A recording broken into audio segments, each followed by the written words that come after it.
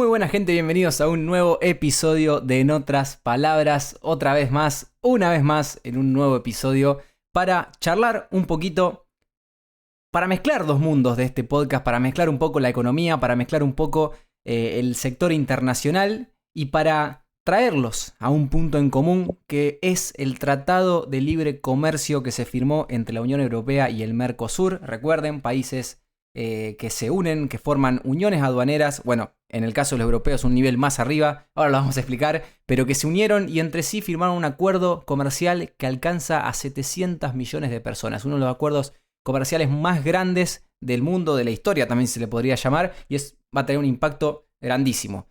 Pero para meternos más en profundidad en el tema, estoy con mi gran amiga, ya conocida por todos ustedes, Erika Melano. Hola Rami, gracias por invitarme. Ya más que invitación, ya es parte de la marca registrada de este programa y de esta sección, justamente, porque vamos a mezclar un poquito de geopolítica. Recuerden que Eri está especializada, es la lupa en estos temas internacionales, y por eso queremos mezclar, ¿no? Un poquito y ver las implicancias que va a tener este acuerdo, cómo beneficia a el Mercosur. Recuerden que Argentina forma parte del Mercosur, es más, creo que estamos ahora presidiendo el Mercosur, nuestro presidente de manera temporaria es eso lo van rotando, no sé cómo se va eligiendo, pero bueno, lo estamos presidiendo. Y la Unión Europea, con toda la envergadura que es la Unión Europea, que es justamente una unión, un mercado común que tienen entre ellos, una unión económica entre los países de Europa para ser más fuerte, para tener niveles de negociación más grandes ante las principales potencias. Imagínense que nosotros cuando hablamos de Europa tenemos que pensar en niveles de PBI, en niveles de economía similares a lo que es Estados Unidos, similares a lo que es China. Estamos hablando de esos niveles y por eso se unen entre sí, porque los países aislados, por así decirlo, entiendan que no tienen la negociación tan fácil como negociar todos juntos, y en las negociaciones surgen este tipo de tratados, que ahora vamos a entrar un poquito más en profundidad cómo se componen, pero tratados como el que se dio ahora, que se aprobó en este principio de enero, finales de diciembre, Tratado de Libre Comercio con la Unión Europea. No sé, Eri, ¿cómo podemos arrancar a introducir un poco el tema? Bueno, para comenzar, hay que decir que este tratado lleva 25 años de debates y protestas, es decir, un cuarto de siglo desde que en 1999 ambos bloques decidieron comenzar a tratar diferentes temas. Obviamente comenzó siendo un acuerdo de libre comercio, después empezó a profundizar y a intensificar en diversos temas, como vos, como antes estuvimos hablando, que dijiste que ahora tiene como tres patas o tres pilares el acuerdo. Primero la sección comercial y agrícola, la de cooperación y la otra era la de Diálogo diálogo político, si se político. les puede llamar de alguna forma, sí. Exacto.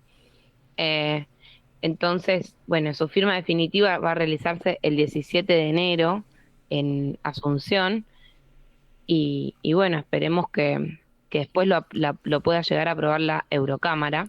Lo tiene que ratificar a nivel interno cada país y en algunos países como en Bélgica, cada región de cada país. Pero bueno, lo importante es que hay como un cambio de intención por parte de ambos bloques, Sí, eh, un ahora, clima de época que quizás claro, los ahora vamos a entrar un impulsa a querer poquito ahí en negociar. los motivos que despertaron que después de 25 años este acuerdo se vuelva a poner sobre la mesa. Ha habido, como todo, avances, retrocesos, negociaciones estancadas, pero un factor clave fue el hecho de dividir, porque como dijimos recién, tiene tres patas este acuerdo y acá solamente se está cumpliendo la parte comercial, o sea, se está firmando un tratado de libre comercio. En principio, un tratado de libre comercio es un acuerdo, como su palabra dice, comercial, generalmente para eliminar ciertas cuotas de exportación e importación o viceversa, o ciertos aranceles de importación. Recuerden que los países cobran aranceles, o estas uniones aduaneras cobran aranceles a los países que quieren importar bienes en su territorio o exportar bienes a su territorio.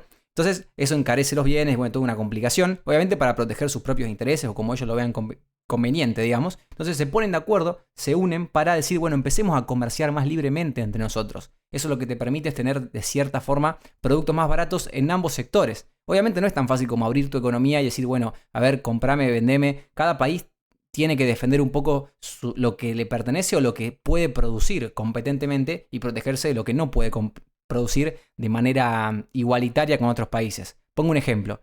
Europa es una tierra que se viene explotando desde hace miles y miles de años. A nivel intensivo, a nivel de cultivo, a nivel de lo que sea. Y acá en Latinoamérica no hace tanto que explotamos la tierra, por más que parezca que sí, a comparación de los europeos. Es el continente viejo, como se le llama, y la agricultura estaba más sentada en aquel momento. Entonces, ¿quién, para ustedes, si yo les pregunto y no les digo más nada, quién va a tener la delantera en materia de productos de alimenticios o semillas oleaginosas, todas estas cuestiones? Y nosotros, los latinoamericanos, porque tenemos una ventaja competitiva frente a ellos. Lo mismo en viceversa. ¿A quién le conviene que se abra el mercado de los autos entre Europa y Latinoamérica? Obviamente a los europeos, que tienen más tecnología. Las fábricas de las principales marcas de autos del mundo están ahí. Piensen en cualquier marca, va a ser alemana o va a ser francesa, están todas ahí. Entonces hacen este tipo de acuerdos y los países van tomando posturas. Entonces el éxito, el rotundo éxito o el movimiento principal fue separar las cuestiones. Porque no es fácil lograr un acuerdo a nivel de 27 países, creo que son en la Unión Europea, que se tengan que poner de acuerdo y aceptar los términos de todas las cláusulas que están en este tratado. Entonces dicen, bueno, para la parte de diálogo político y cooperación vamos a exigir que todos estén de acuerdo, o sea, el 100% o un número muy grande de acuerdo, pero para este tratado de libre comercio necesitamos solamente la mayoría parlamentaria. La mayoría parlamentaria europea, si se le puede llamar de alguna forma. Recuerden que allá en Europa hay eurodiputados, así como nosotros votamos presidente o diputados nacionales, ellos pueden, de hecho lo hacen, votan eurodiputados, gente que se presenta en el Parlamento Europeo y debaten estos temas, porque claro, se tienen que defender los intereses de su nación, digamos. En ese sentido, lo que hicieron fue exigir que sea una mayoría simple o una mayoría establecida por ellos y que no todos se tengan que aliar. Antes de entrar a quiénes son los defensores o los que están en contra, les quiero explicar por qué se habla de Unión Europea y por qué se habla de Mercosur. En esencia, yo sé que ustedes saben quiénes son los países que forman parte del Mercosur o tienen una idea en la cabeza, y lo mismo cuando yo les hablo de Europa o Unión Europea saben a qué me refiero, pero los países pueden tener diferentes niveles de acuerdos comerciales y eso es algo que hay que aclarar o que hay que poner sobre la mesa. Porque, por ejemplo, yo puedo arrancar con un acuerdo simple entre un país y el otro. Che, entre nosotros no te voy a cobrar tantos aranceles, no te voy a cobrar tantos impuestos, tengo preferencia de tus exportaciones por sobre los demás países. Entonces eso, ahí los países empiezan a trabajar en conjunto. Si lo llevamos a un nivel más adelante, tenemos un tratado de libre comercio, justamente esto. Acá estamos hablando de un tratado de libre comercio entre una unión aduanera y entre un mercado común o una unión económica. Ahora vamos a ver cuáles son esos niveles que están más arriba, pero en principio es justamente esto, que se ponen de acuerdo para tener aranceles ceros o cuotas mucho más flexibles de exportaciones e importaciones entre estos dos sectores. Después, si vos querés ir más allá que un tratado de libre comercio, tenés lo que se llama unión aduanera. La unión aduanera es un pasito antes del mercado común, ¿no? Tú tienes un mercado en su totalidad, pero además de eliminar aranceles internos, también los miembros establecen un arancel externo común. ¿Qué significa? Che, mirá, nosotros comerciamos autos, nosotros con Brasil tenemos gran flujo de compra y venta de autos. Entonces, ¿por qué no hacemos, entre los dos, hacemos una unión aduanera y le ponemos de base, no sé, el 30% de aranceles a los autos que vengan de Europa? Bueno, ahí eso es una unión aduanera. Ponerse de acuerdo para tener aranceles comunes en ciertos bienes y protegerse entre sí.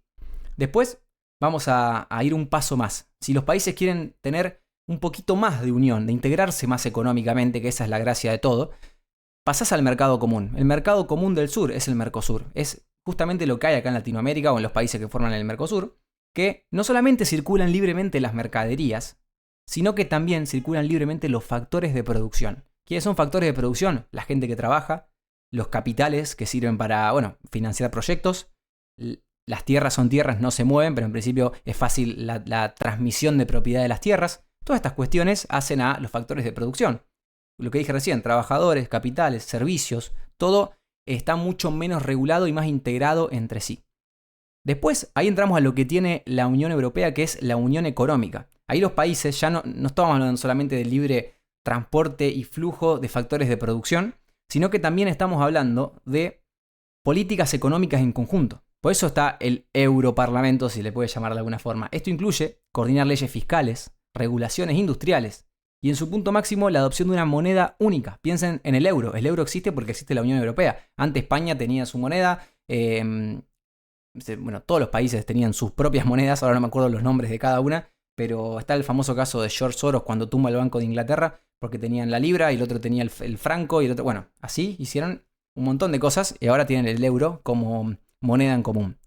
Y ahora, como un último nivel que no se ve tanto, porque sería básicamente tener un país en conjunto, es la integración económica plena, donde todos los países involucrados van a unificar todas sus políticas económicas y también todas sus políticas políticas de defensa, de justicia, relaciones exteriores, funcionando casi como un solo Estado. Entonces, bueno, ese es un caso medio utópico, le podríamos llamar, pero bueno, es algo que se puede llegar a dar. Son los diferentes niveles de uniones. Entonces, fíjense que acá cómo se une una unión económica con un mercado común, que entre sí van a firmar un tratado de libre comercio.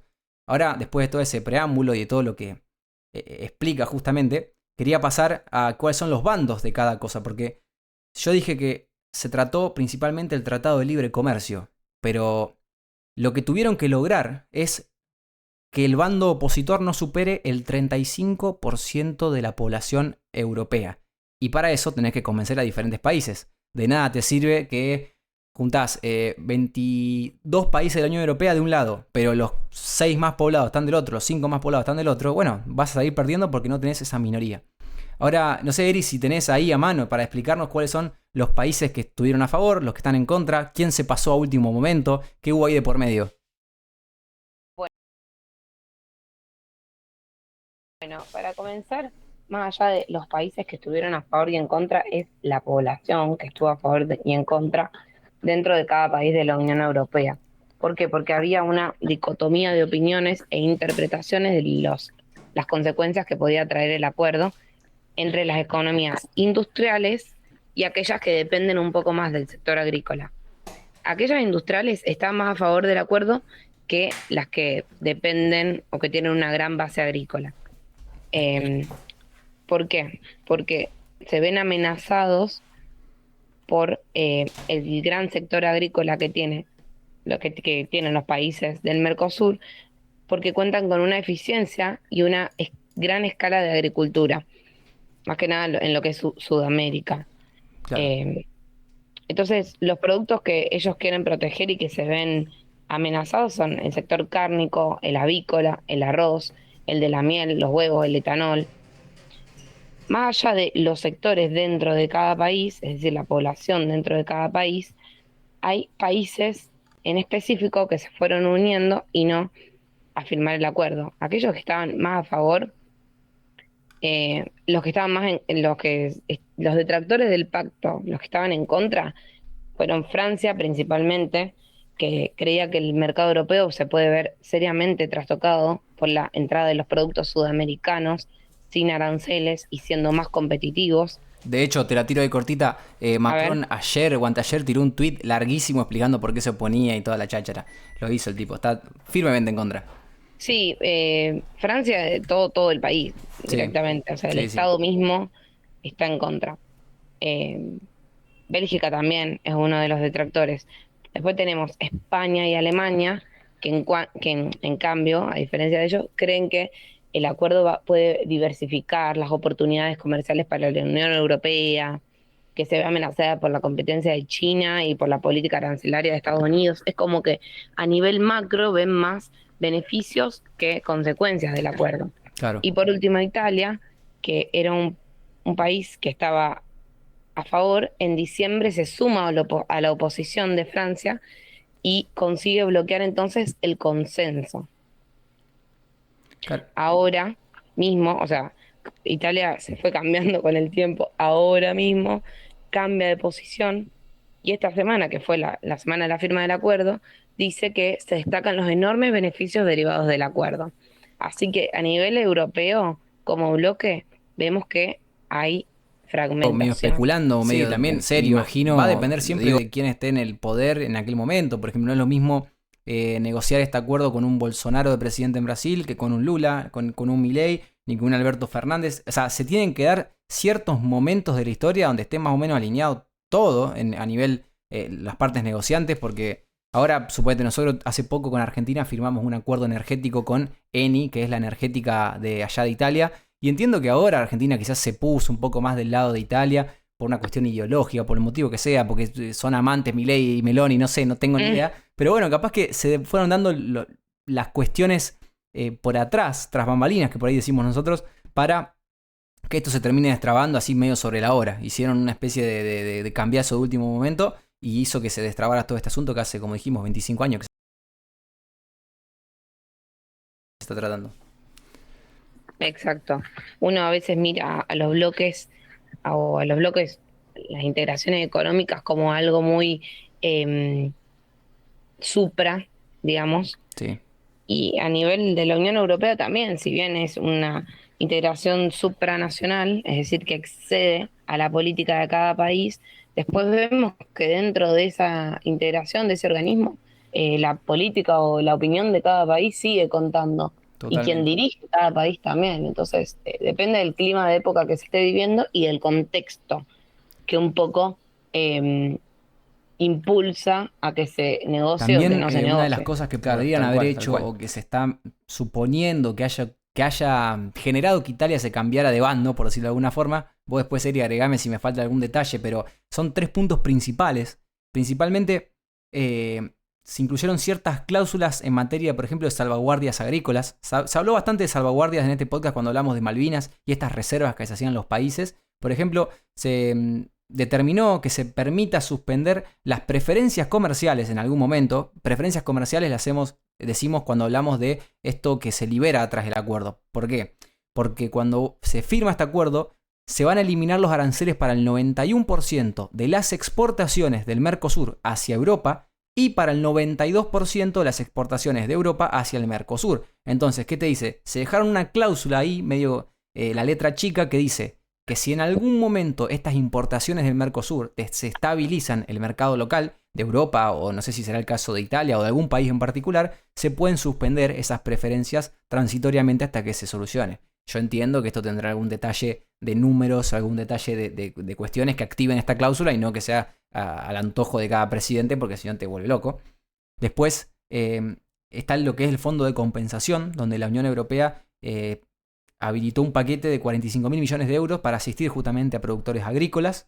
Y después el derecho a regular, donde ambos bloques, tanto el Mercosur como la Unión Europea, van a mantener el derecho de aplicar sus propias normas de salud. Por ejemplo, la Unión Europea va a poder seguir prohibiendo la carne con hormonas, aunque el trato esté vigente. O sea, tiene una cuestión, lo que también plantea un poco Macron en ese tuit que puso, o lo que plantea Macron a nivel institucional, a nivel país, que es que a Europa se le exige, o entre ellos tienen exigencias mucho más exigentes, vale la redundancia, a nivel sanitario, de alimentos, etcétera, etcétera, que Latinoamérica. Entonces, bueno, todas estas cuestiones. Entonces se dejaron ciertas cláusulas libres ahí para jugar libremente y para tener un poco más de soltura o un poco más de argumentos para apoyar este acuerdo.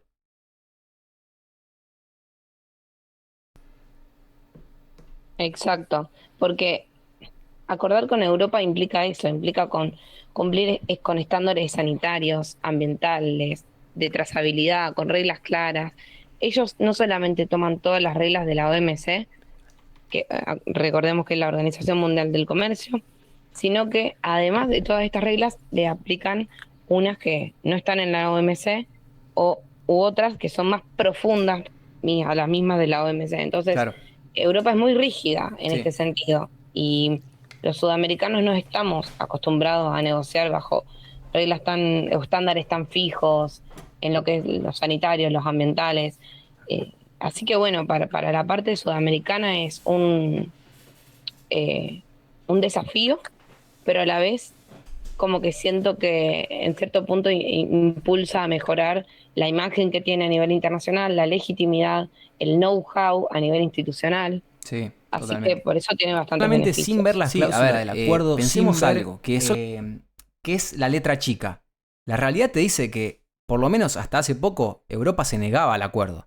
Y si Europa se negaba al acuerdo y ahora se destrabó porque se destrabó, quiere decir que no salimos tan perjudicados desde Latinoamérica. O sea, fue un acuerdo que costó aceptar. ¿Por qué? Porque no es que le estábamos regalando o dando una situación realmente favorable a ellos, si bien obviamente se van a beneficiar de muchas cosas, nosotros también lo vamos a hacer. Distinto sería si a la primera de cambio, che, te pongo este acuerdo sobre la mesa, te lo aceptan de una. Eso significa que básicamente te regalaste, porque no hubo discusión, no hubo nada. Entonces, sin ver las cláusulas, sin ver el detalle, te dice un poco que este acuerdo mínimo se lo tuvieron que pensar. Bueno, 25 años lo pensaron. Entonces, te marca un poco la cancha de que va a tener beneficios para ambas partes. Así que, para nombrar por arriba, y ahora te voy a traer unas curiosidades o ciertas cláusulas medio hasta graciosas que hay del acuerdo o de qué se quisieron cuidar ellos, pero para el Mercosur, principalmente nosotros vamos a ganar por el lado de los productos agropecuarios, lo que dijo la Eri. Lo que dijo la Eri, me salió el santafesino. Lo que dijo Eri. Tema de carnes, de productos agrícolas, y es lo que tienen miedo ellos justamente. Y para nosotros, también en materia de know-how, vos también lo nombraste, automóviles, autopartes, maquinaria, productos químicos, vinos y quesos. Es verdad que para el tema de las importaciones desde Europa hacia Latinoamérica o hacia el Mercosur de automóviles y autopartes, entiendo yo, va a haber un periodo de gracia. O sea, no te van a sacar los aranceles al toque, sino que van a esperar 15 años para que las fábricas latinoamericanas se adapten un poco a toda la tecnología que hay en Europa y puedan competir un poco de igual a igual, sacando el tema de los aranceles. Eso va a ser muy importante porque si no te desbloquean todo en un segundo y te invaden el mercado de autos traídos de Europa y vos no puedes hacer absolutamente nada. Por eso hay un poquito de estas letras chicas que se van dando, pero ahí donde van a ganar y perder, a ganar básicamente los diferentes países que forman parte. Nosotros en Argentina tenemos un gran sector que es bastante importante de, ¿cómo se llama? Agricultura no convencional o... Bueno, tiene un nombre que ahora no me está saliendo, que es la agricultura sacando la soja, el maíz, el trigo, todo lo que ya conocemos. Por ejemplo, las economías regionales, eso. El tema del vino, el tema de el maní, producción de limones en Tucumán. Tenemos un montón de esas pequeñas economías que se van generando que hacen que podamos exportar gran cantidad a Europa y eso va a hacer que, bueno, que crezcamos entre todos.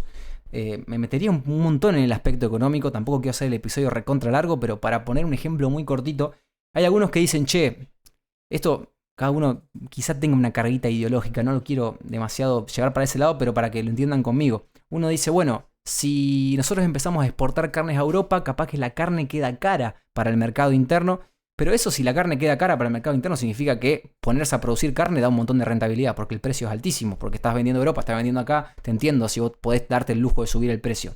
Ahora, eso le va a abrir la puerta a un montón de gente para que empiecen a meterse en el mercado de la carne y es un montón de gente que va a tener laburo, un montón de gente que va a tener trabajo y ahí con el paso del tiempo, porque esto es una cuestión de tiempo, no es una cuestión de acostumbrarse, que las fábricas se adapten, de que la cadena de valor, de agregado de valor de ese sector, dije ganadero por poner un ejemplo, se adapte y a la larga va a ser más puestos de trabajo, más inversión. O sea, esa es la cadena positiva que tiene comerciar con otro mercado. Vos le abrís la puerta a un mercado mucho más grande del que tenías. Así que desde el aspecto económico, eso es lo que quiero mencionar. Y no sé, tengo acá los puntos curiosos y esas cuestiones medio graciosas que tengo para Sileri, pero no sé si querés agregar algo o lo llevamos por otro lado y después lo nombro. No, a ver, seguí. Te las cuento. A ver. ¿Sabías que, por ejemplo, para quesos y vinos europeos van a estar protegidos en materia de nombre? O sea, no vamos a poder usar, por ejemplo, la palabra parmesiano para vender productos a Europa, ni tampoco el champán, porque el champán es de ellos, el champán es francés, el parmesiano será de Italia, no sé cómo se pronuncia, pero bueno, son propios de ellos. Y nosotros lo que sí podemos hacer como productores es poner vino de Mendoza, queso de Colonia, donde algunos se vende queso. Pero lo que quiero decir, van a estar un poco en materia de nombres, en materia de etiquetado, bastante regulado ese aspecto, como bueno, para que nosotros no disfracemos las cosas. El champán, como lo conocemos, es francés, y bueno, si ahora van a empezar a entrar productos franceses acá a Argentina, van a tener que regularse esa cuestión de nombres, de identificación de los productos. Después lo que dije del sector automotriz, que vamos a tener 15 años de transición, o sea, antes de que empiecen a aplicar los aranceles cero para la Unión Europea. Hay una cláusula de deforestación también, que eso es algo que durante el gobierno de Bolsonaro trabó bastante la discusión, porque es un punto muy estricto realmente. Viste que la Unión Europea está con esto. En aquel momento, cuando estaba Bolsonaro, la Agenda 2030 esta era el centro de la discusión, y estaba esa cláusula, ahora como que medio que lo solucionaron, pero ¿qué te dice? Que el Mercosur va a tener que garantizar que productos como la soja, importante para Argentina, o la carne no provengan de tierras deforestadas después de una fecha de corte específica. O sea, tipo van a poner, bueno, las tierras que fueron deforestadas a partir de tal momento y ahora se usan para cultivar, bueno, no te voy a tomar importaciones que sean de ahí porque no estoy en contra, por el motivo que sea, por el impacto ambiental que puede llegar a tener. Entonces, en el caso de que haya duda de si esa tierra fue deforestada después o antes de la fecha, no te dejan directamente. O sea, si hay duda, no te dejan. Tenés que demostrar que estás cumpliendo con esa legislación. Y por último, como aspecto curioso o cosa que nunca pensé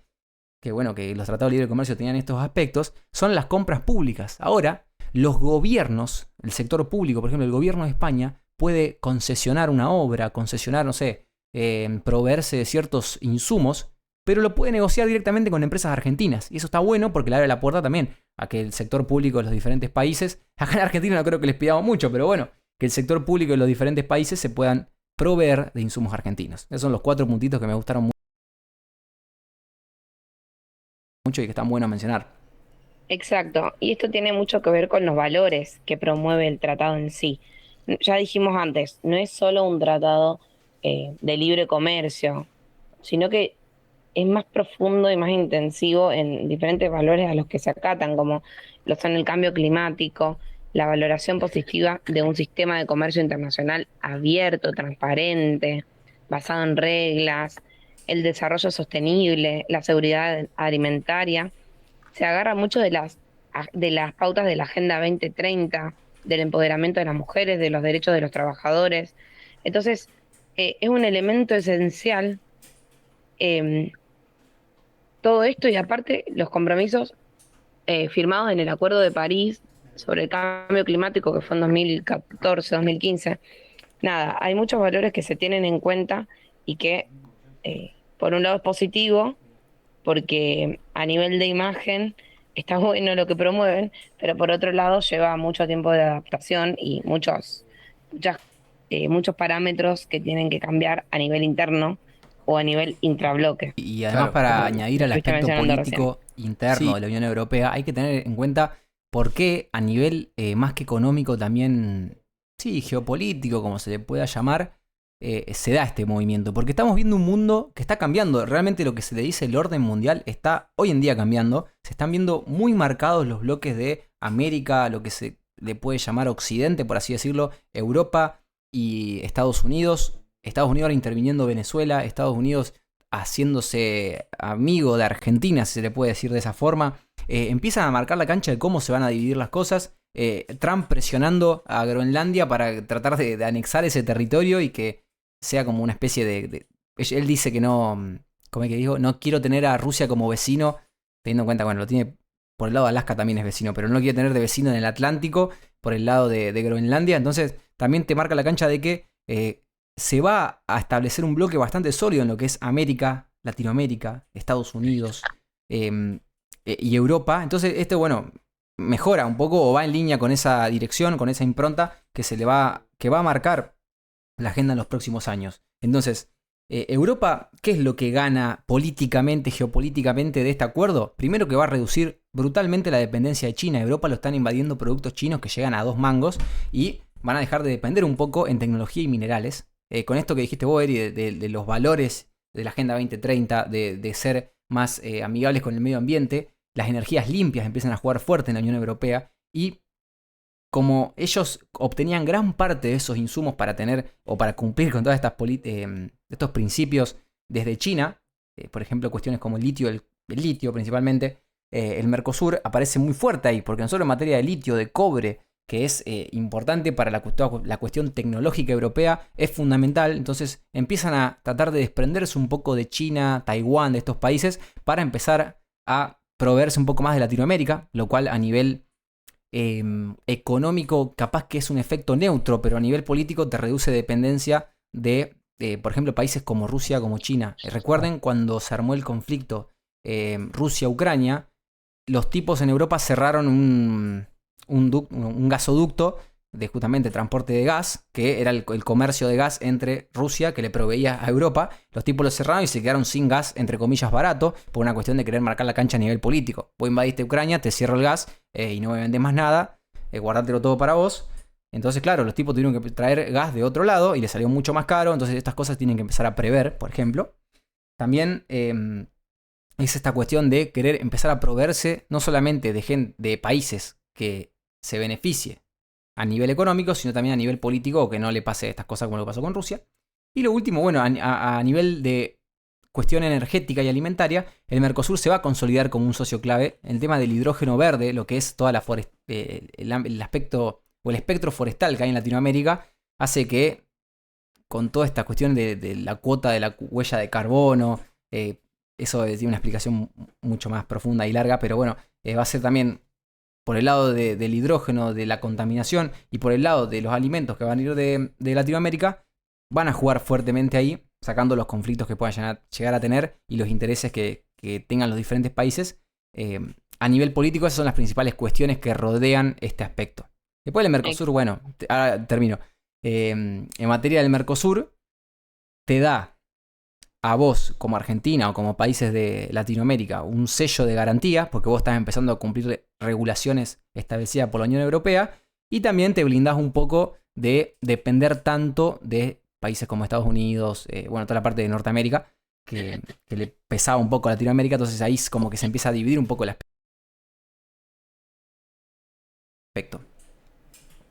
Bien, sí, y para aportar algo, quería decir que tomando un poco lo que dijiste, de que el acuerdo no es simple y llanamente un acuerdo comercial, sino que a nivel internacional es como un gesto de una alternativa al orden que se está eh, reordenando, valga la redundancia, actualmente. ¿Por qué? Porque no es casualidad el acuerdo en este momento, sino que hay un contexto internacional de movimiento que explica eh, el por qué los países, o ambos bloques, más allá de que todos los países, quisieran concretar la firma del acuerdo que hace 25 años que se está negociando, como ya lo dijimos. Porque el comercio internacional está cambiando por los aranceles de Trump. Hay cambios geopolíticos, geoestratégicos, de seguridad económica también. Eh, También la protección que está haciendo Europa a todos sus productos, la integración intrarregional que está haciendo Asia, es decir, a nivel de comercio internacional hay un reordenamiento, pero a esto se le suman los conflictos políticos y conflictos armados a nivel internacional que traen incertidumbre en la economía. Entonces este acuerdo se vuelve súper valioso porque quita un poco de esa incertidumbre y otorga estabilidad a los flujos comerciales. Como ya dijiste antes, es un mercado entre ambos bloques hay un mercado de consumo de más de 720 millones de consumidores, y a nivel de comercio, esto es un 20% del comercio mundial. O sea, a nivel birregional es súper relevante. Claro.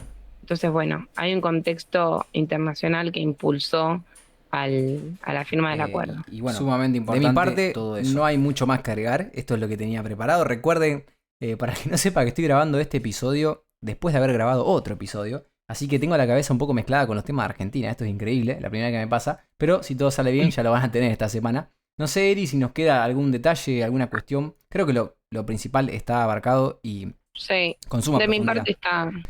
Así que muchas gracias por escuchar el episodio, por llegar hasta el final y por bancarnos siempre. Estaremos en un nuevo episodio, si todo sale bien, en estas próximas semanas para charlar de más temas. Por suerte la agenda internacional nos está dando bastante de qué hablar, así que acá seguiremos como siempre y nos vemos en una próxima edición de En Otras Palabras. Adiós. Nos vemos. Me tragué al final.